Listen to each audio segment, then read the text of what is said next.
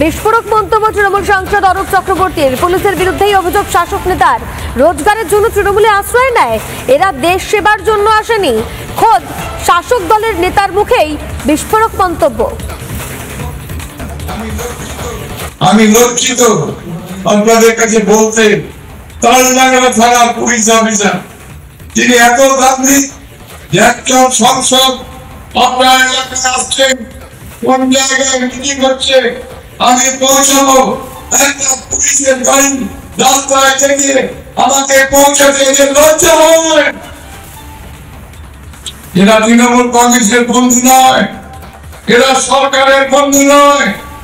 এদেরকে দিকে নজর রাখবেন, এদের সঙ্গে বেশি বন্ধুত্ব করবেন না, কারণ এরা টুমাই ফলার মালা রোজগার করার জন্য এরা তৃণমূলের আশ্রয়